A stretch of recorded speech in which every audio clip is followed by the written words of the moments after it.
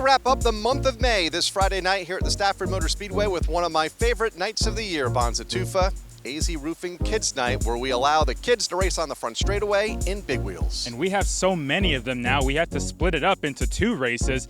And we've had some photo finishes with these kids where we actually look at the replay to see who came out ahead. Even at such a young age, these kids are super competitive, just as much, if not more, than the Friday night drivers are. But it's so much fun to watch them have a great time at the track. You have a chance to bring your kid to the front stretch on Flow Racing to see if they can win the big wheel race in front of a lot of people. And word has it that you were the first one signed up. I wish it was me and you, Kyle, because I want to know who would win. And the last time you got in a big wheel, it did not go well. I couldn't get up. All 5 of our regular divisions will be in action as well, part of AZ Roofing Kids Night, including the SK Modifieds. And big story, obviously, is the driver that's been in victory lane the last 3 Friday nights in Corey DiMatteo. Yeah, that team is on a roll. At the same time, even though they've won 3 in a row, they've all been very close. It's not like he pulls away from the rest of the field. He's had to fight somebody in the last laps of each feature. But yep, 3 SK wins in a row. The first driver to do that since Steven Kopchik in 2021. Looking to hit a mark that's very hard to reach, 4 in a row. Hasn't been done since Keith Rocco in 2018. That 11 team, it doesn't matter where they start, I feel like. They started 12th last week. He could start 15th this week. They always find a way to beat at the front at the race end. And how about the driver second in points, the most consistent this year, in Andrew Moeller? 2 fifths, a third, and then a second last week after leading several laps. Lost the lead with about 3 laps to go, but he was still right on DiMatteo's back bumper at the checkered flag.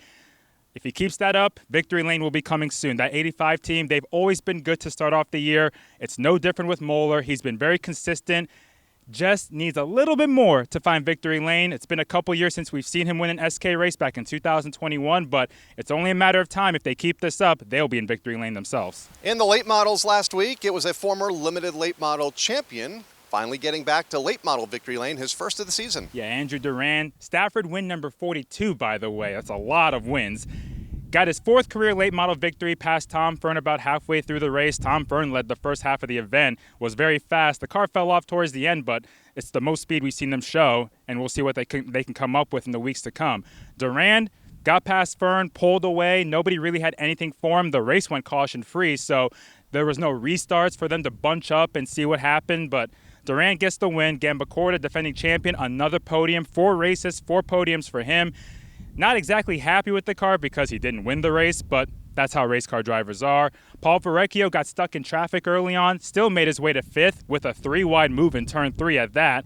So a lot of the contenders had a little bit of a harder time getting through traffic with the 30-lap caution-free race, but the fast drivers made their way forward, but we're seeing some new drivers stay up front like Durand. In the Monaco Ford SK Light double down, it was Brian Sullivan avoiding the drama to take yet another 40-lap win with 3rd in a row. Yeah, 3rd 40-lap win in a row. A lot of drama, as you mentioned.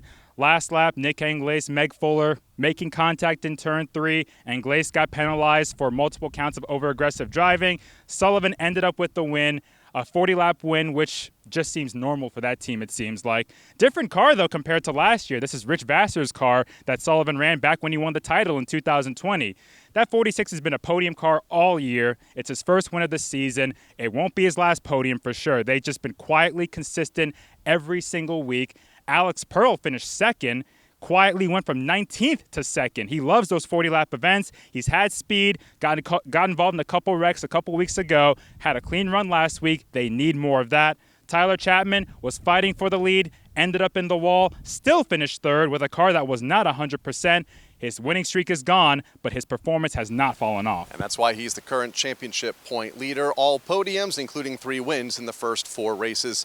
In the limited late models, the complete opposite. Parity is the name of the game. 4 races and 4 different winners. Most recently, Rich Hammond getting the win, starting up front, staying up front during another caution-free feature last Friday.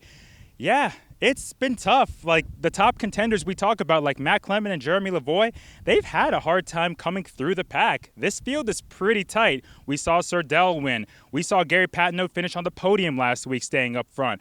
A lot of good cars in the field. It's very underrated. Maybe not as many cars as the SKs or SK Lights, but it's still a tough field to compete against, and we're seeing it right now. 4 different winners in 4 races. Rich Hammond, the most recent winner, a lot better start to this season than last year. We'll see if they can keep that up, but defending champion Jeremy Lavoie, still winless, consistent, but hasn't hit victory lane yet. Adrian Paradise III, his top 5 streak came to an end. He finished 6th. He's still looking for that first win. Track position is huge. This field is tight. You got to be perfect. Otherwise, you might fall back several spots. And in the street stocks, again, the same story, different week seemingly for Travis Haidar, continuing to add to that record that he set last week. He's now 3 for 4 in 2024, and it could have been 4 for 4 if it wasn't for what happened on the last lap 2 weeks ago. That 11 team got a little lucky on lap 1. They just missed the big wreck in turn 2 that took out about 8 cars, namely Travis Downey, who was the point leader heading into that feature.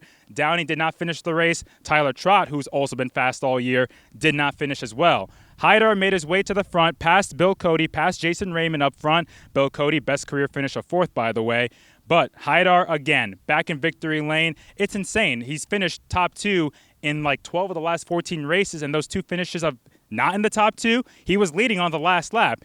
They've just been stout all year long, and they're probably not even 100% satisfied with their car because that's just how competitors are. Jason Raymond, best career finish of 2nd. Now he's 3rd in points, so he's quietly worked up there in the standings. It's early to talk about points, but it says a lot about his consistency. And Ryan Waterman not here at the track last Friday night, but had a pretty good excuse. Yeah, he got married. I mean, that comes first. Priorities are key, everybody. We expect him back at the track as the season continues to roll into the month of June. Going to be a great night here at the Stafford Motor Speedway. All 5 divisions. AZ Roofing Kids Night will bring out the kids and maybe even Bonza on a big wheel. Should be fun. Just after 6 o'clock is when all the action gets underway. And if you can't be here in person, you can tune us in on Flow Racing.